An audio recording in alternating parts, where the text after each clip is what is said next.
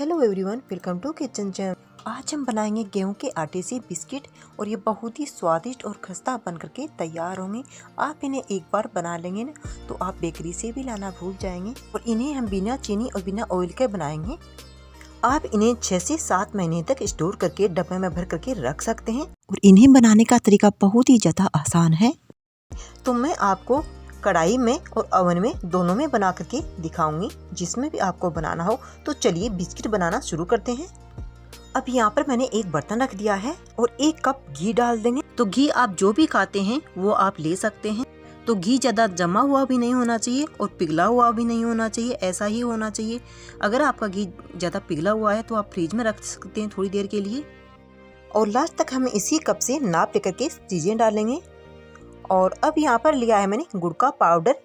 अगर आपके पास गुड़ का पाउडर नहीं है तो आप गुड़ ले सकते हैं कद्दूकस करके। अब 2.5 कप गुड़ का पाउडर डाल देंगे। तो घी डाला था ना, सेम उसी कप से गुड़ का पाउडर डाला है मैंने। मीठा आप कम ज़्यादा कर सकते हैं अपने हिसाब से। अब अच्छे से लगातार चलाते हुए से मिक्स करेंगे एकदम से क्रीमी टेक्सचर आने तक। अगर आपके पास इस तरह का विस्कर नहीं है तो आप कोई भी चम्मच से भी फेंट सकते हैं इसे। और आपके पास मशीन है तो वो भी यूज कर सकते हैं।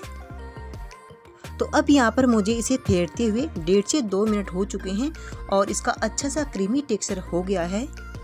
अब यहाँ पर ½ टीस्पून डाल देंगे बेकिंग पाउडर और 1/4 टीस्पून बेकिंग सोडा। अगर आपके पास ये दोनों चीज़ें नहीं हैं तो आप यहाँ पर आधा पाउच इनो का डाल सकते हैं। अब डाल देंगे 1 चम्मच ऊपर पानी ताकि ये अच्छे से फैल जाए। अब अच्छे से इन्हें मिक्स कर देंगे। तो मैंने अच्छे से मिक्स कर दिया है।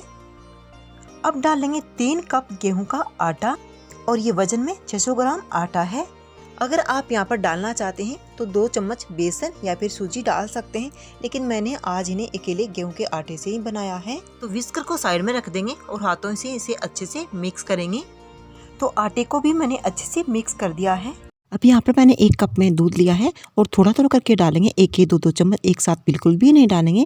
एक साथ डालने से दूध ज़्यादा हो जाएगा। तो पहले डाला था ना उसे मैंने मिक्स कर दिया है। और अब 1 चम्मच और डालेंगे। तो बस और नहीं डालेंगे, सिर्फ और सिर्फ 3 या 4 चम्मच मैंने इसमें दूध ऐड किया है। अब इसका अच्छे से डो लगा करके तैयार कर लेंगे। तो डो मैंने लगा करके तैयार कर लिया है और ये एकदम से सॉफ्ट और मुलायम डो लगा है। तो अभी आप देख सकते हैं कुछ इस तरह का है ये। अब मैंने यहाँ पर एक बर्तन ले लिया है, मेरे पास टिन रखा है। आप कोई भी बर्तन ले सकते हैं जो भी आपकी कढ़ाई के अंदर सेट हो जाए। और अब अच्छे से इसे घी से ग्रीस कर देंगे। अब मैंने इसमें से थोड़ा सा पोर्शन लिया है और जैसे हम पेड़े वगैरह बनाते हैं ना, वैसे छोटे छोटे बना करके तैयार करने हैं। तो इस तरह से बनाते समय कोई भी क्रैक आ जाए तो कोई भी दिक्कत नहीं होगी। इसी तरह से सभी बना करके तैयार कर लेंगे।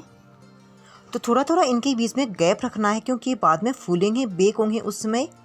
तो कढ़ाई के लिए बेक होने के लिए हमारे बिस्किट तैयार हो गए हैं और अब हम इन्हें साइड में रख देंगे। और यहाँ पर मैंने ओवन की ट्रे ले ली है, इसे अच्छे से घी से ग्रीस कर देंगे। इसी तरह से गोले बना करके तैयार कर लेंगे।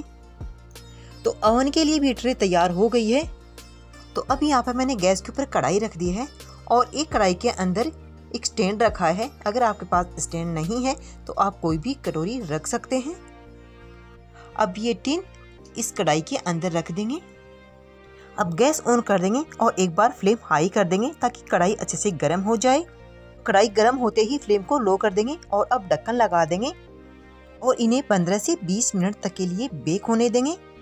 और अब यहाँ पर मैंने ओवन को प्रीहीट करके रखा है और ये ट्रे इसके अंदर रख देंगे और 15 मिनट तक के लिए 180 डिग्री पर इन्हें बेक होने देंगे।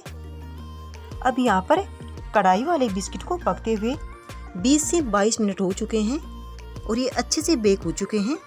अगर आपके बिस्किट 20 से 22 मिनट पर नहीं पके हैं तो आप 2 से 3 मिनट तक के लिए और पकाइए तो अच्छे से बेक हो जाएंगे। बेक होने का टाइम आपकी कढ़ाई पे डिपेंड करेगा कि आपकी कढ़ाई मोटे तले की है या फिर पतले तले की। तो 2 या 3 मिनट कम या ज़्यादा हो सकते हैं। अब इनको कढ़ाई से बाहर निकाल लेंगे और अच्छे से इन्हें ठंडा होने देंगे। अब यहाँ पर मैंने जो डो बचा था उसके भी गोले बना दिए हैं और इन्हें भी कढ़ाई के अंदर रख देंगे। तो 600 ग्राम आटे के कम से कम 40 से 50 बिस्किट बन करके तैयार हो जाते हैं। अब इन्हें भी बेक होने देंगे 15 से 20 मिनट तक के लिए। तो अब यहाँ पर हमारे कढ़ाई वाले बिस्किट अच्छे से ठंडे हो चुके हैं। तो अच्छे से ठंडा होने के बाद में ही इन्हें इस तरह से उतारना है, नहीं तो ये बहुत ही सॉफ्ट होते हैं और टूट सकते हैं। तो चाकू से सभी को अलग कर लेंगे इस तरह से। तो चाकू से मैंने सभी को अलग कर लिया है। तो आप देख सकते हैं ये कितने अच्छे से बेक हुए हैं, एकदम से खस्ता और ये स्वादिष्ट बनकर के तैयार हुए हैं। अगर आप घर में इन्हें बना लेंगे तो कोई बता भी नहीं पाएगा कि आप इन्हें घर में बनाया है। ये एकदम से खस्ता और टेस्टी बने हैं। तो अब चलते हैं ओवन की तरफ। तो यहाँ पर इन्हें बेक होते हुए 15 मिनट हो चुके हैं और ये भी अच्छे से बेक हो चुके हैं। और अब सभी को इस तरह से चाकू से अलग अलग कर लेंगे, लेकिन ठंडे होने के बाद में करना है, नहीं तो ये टूट सकते हैं। तो सभी बिस्किट को मैंने निकाल लिया है और बिस्किट हमारे एकदम से खस्ता और ये स्वादिष्ट बनकर के तैयार हुए हैं। तो हमारे बहुत ही स्वादिष्ट और हेल्दी बिस्किट बनकर के तैयार हो गए हैं। बिना चीनी और बिना हमें ऑयल का बनाया है इन्हें, ये बहुत ही हेल्दी बने हैं। तो आप भी इन्हें एक बार बना के देखिएगा, आपके पूरे परिवार को बहुत ही पसंद आएंगे। और एक बार में ढेर सारी बिस्किट बनाइए और डब्बे में भर करके रखिए, तो ये 6 से 7 महीने तक खराब नहीं होते हैं। तो चाय के साथ खा सकते हैं और कम भूख में भी इन्हें खा सकते हैं। बहुत ही स्वादिष्ट बने हैं ये।